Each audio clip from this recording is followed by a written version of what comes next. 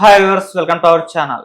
చంద్రబాబు నాయుడు గారు మరి ప్రచారంలో భాగంగా ఒక సభలో ఆయన మాట్లాడడం చూస్తున్నాం. పోస్టల్ బ్యాలెట్స్ కి చాలా మంది ఉద్యోగులు పోటెత్తుతున్నారు. అయితే వీళ్ళకు జగన్మోహన్ రెడ్డి గారు ఎంత డబ్బు ఇచ్చినా వాళ్ళు తీసుకోను అని చెప్పేసి, మేము ఎవరికి ఓటేయాలో వాళ్ళకి ఓటేస్తామని చెప్పేసి ఆయన చెప్పడం చూస్తున్నాం. మరి నిజంగా పోస్టల్ బ్యాలెట్స్ కి అంతమంది ఉద్యోగులు తల్లి పెడుతున్న రియాలిటీ ఎలా ఉంది?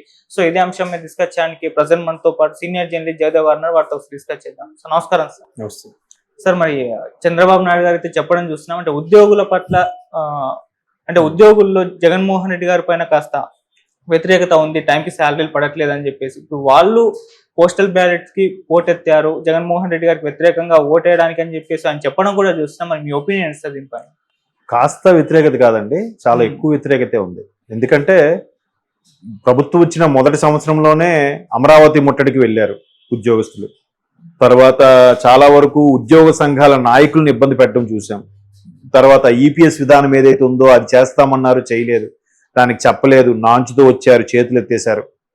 అప్పుడు చంద్రబాబు గారు ప్రభుత్వం ఉన్నప్పుడు మేము వచ్చి చేస్తామన్నారు. ఇప్పుడు మీరేం చేశారని అంటే అది అవ్వదని మాకు తెలుసు, బట్ చూస్తున్నామని చెప్పారు. ఇలా రకరకాల డ్రాగన్ చేయడము, అంటే వాళ్ళు కూడా వీళ్ళదేముందిలే, మన పథకాలతో పేదలు ఎవరైతే లబ్ధిపడో వాళ్ళు మనకు గుద్దేస్తారు, వీళ్ళు ఎంత పర్సంటేజ్ ఉంటుందిలే అనుకునే స్థాయిలో ప్రభుత్వం ఆలోచించిందనేది అది వీళ్ళకి అర్థమైనట్టు ఉంది ఎవరికి, ఉద్యోగులకి. ఎందుకంటే గడిచిన ఇన్నేళ్లలో ఎప్పుడు పోస్టల్ బ్యాలెట్ ఉపయోగించుకున్నప్పుడు అంత స్థాయిలో జనాభా ఎప్పుడు ఓటర్లు రాలేదట ఉద్యోగులు. మా వాట్సాప్ గ్రూపుల్లో మా డిగ్రీ మిత్రులకు సంబంధించి కూడా గ్రూప్లో ఒక 6-7 గవర్నమెంట్ సర్వెంట్స్ ఉన్నారు. వాళ్ళు కూడా వెళ్ళి వినియోగించుకున్నాము, ఇలా చూపించాము, ఏంటిది ఎవరికి వేశారు అని అంటే సీక్రెట్, బట్ నీకు తెలుసు కదా అని అంటున్నారు.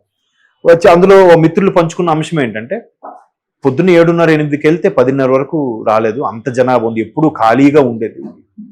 అక్కడ కూడా అప్పటికప్పుడు ప్రభుత్వం మళ్ళీ అవకతవకలు పాల్పడే అవకాశం ఉందని వేరే ఫుడ్ని సప్లై, ఎలక్షన్ టైంలో ఫుడ్ని సప్లై చేసే వాళ్ళు ఉంటారు కదా, వాళ్ళ చోట చేయించారట.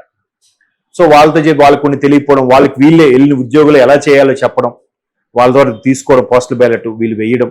ఆ పోస్టల్ బ్యాలెట్ కూడా తెలుసు కదా, ఎలా ఫోల్డ్ చేయకూడదు, ఇలా ఫోల్డ్ చేయాలి, నిలువుగా ఫోల్డ్ చేయాలి.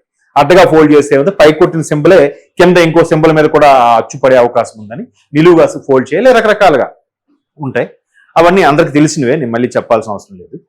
సో అట్లా ఇంకో మిత్రుడైతే ఉదయం వెళ్ళాడంట, హెవీ క్రౌడ్ ఉందంట, 12:30 వెయిట్ చేశాడు, నెత్తిన కాలిపోతుందని చెప్పి మళ్ళీ ఇంటికి వెళ్ళి మళ్ళీ 3:30 అప్పుడు వస్తే మళ్ళీ 6:30కి ఇంటికి వెళ్ళాడట. అంటే ఎప్పుడూ అంత ఫ్లోటింగ్ లేదు. నేను న్యూస్లో కూడా చూశాను, చిత్తూరులోను, కర్నూలులోను, అలాగే రాజమండ్రిలోను, ఏంటి ఎంత ఫ్లోటింగ్ అని. అది ఏదో ఎవరి ఛానల్ ఫేవర్గా చూపించుకుంటున్నారేమో అనుకున్నాను. కానీ తర్వాత మిత్రులు ఎప్పుడైతే వాళ్ళ ఫొటోస్ సహా పెట్టి గ్రూపుల్లో పెట్టేసరికి ఓహో ఎట్లా ఉందంటే, మరి తెలిసిందే కదా, ఇంకా తెలియదు ఏముంది. ఈ నెల కదా ఫస్ట్ టైం మాకు ఫస్ట్కి శాలరీస్ పడ్డాయి, ఇప్పుడైనా పడ్డాయా, పెన్షనర్స్ అందరూ చాలా ఈ 5 ఏళ్లలో ఫిట్మెంట్ కానీ సింగిల్ టీఏడిఏలు కానీ ఏవీ లేవు. అంటే వీళ్ళు మనం ఏం చేయగలరులే అనే స్థాయిలో బిహేవ్ చేశారు. బాగుంది. ఇంకో మా కొలీగు వాళ్ళ 2 సిస్టర్స్, 2 గవర్నమెంట్ సర్వెంట్సే. వాళ్ళ దగ్గరికి వెళ్తే, నేను నియోజకవర్గం పేరు చెప్పను, ఇబ్బంది అవుద్ది. మాకేంటమ్మా తెలుసు కదా, మనం ప్రభుత్వం అంటే, అన్న నమస్కారం వద్దన్నా, అన్న అమ్మ మీరు ఆయన చూడకండి అమ్మా, నన్ను చూసేయండి అమ్మా, నేను మీకు ఏం కావాలంటే పని చేపిస్తానమ్మా అంటే బతిమాలుకుంటున్నారంట. ఆయన చూడొద్దమ్మా, నన్ను చూడ, నేను స్థానికంగా ఉంటున్నాను కదమ్మా, మీకు ఏ కావాలంటే హెల్ప్ అవుతున్నాను కదా, ఎందుకు బతిమాలు, లిటరల్లీ కాలు మీద పడడం ఒక్కటే తక్కువ అంట, అలా బతిమాలుకుంటున్నారంట. మన న్యూస్లో కూడా చూశాను, చెట్టు చాటుకు తీసుకెళ్లి డబ్బులు ఇవ్వ చూపడం, ఓటికి 10,000 ఇవ్వడానికి కూడా సిద్ధపడుతున్నారు. ఏంటమ్మా బాబు నమస్కారం, దీనికి ఈ 10,000 కక్కుది పడితే మళ్ళీ మేము ఈ గడిచిన 5 ఏళ్ళు ఇంకో 5 ఏళ్ళు కూడా నాకిపోవాలి అన్నట్టు కూడా రిప్లై ఇస్తున్నారు.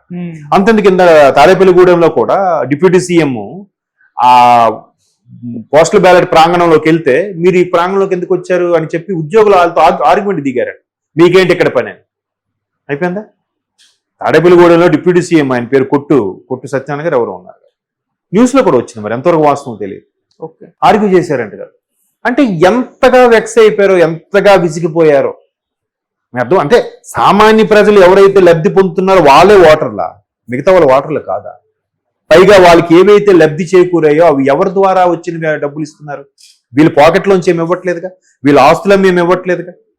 అటువంటి ఉద్యోగులు సామాన్యులు కట్టిన ట్యాక్సుల నుంచి రూపంలో వచ్చిన డబ్బే కదా ప్రభుత్వానికి, అవునా?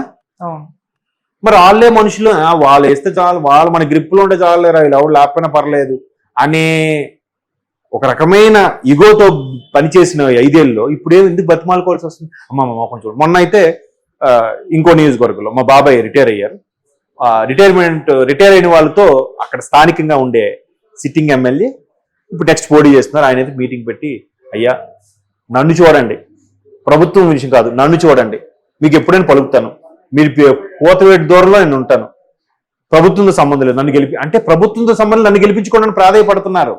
ప్రభుత్వం ఓడిపోయినా పర్లేదు, నేను స్థానికంగా ఎమ్మెల్యే అయిపోవాలి. చూసారా స్వార్థం? అయ్యా మీకు నమస్కారం, మీకు సేవకు నమస్కారం, అలాగే లేండి చూద్దాంలేండి అనేసారంటే. అంతే. వాళ్ళందరూ కూడా ఎవరు వేయరు. సో అదే విషయం ఎంత ఓపెన్గా లిటరల్గా అందరూ చెప్తున్నారు కాబట్టి చంద్రబాబు నాయుడు గారు సభాముఖంగా కూడా పంచుకున్నారు.